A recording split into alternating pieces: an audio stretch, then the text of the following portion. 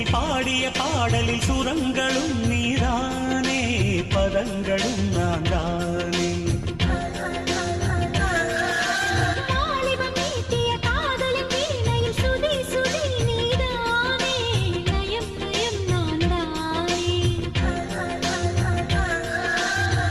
எதிர்காலம் கண்களில் நான் கண்டு கொண்டேன்.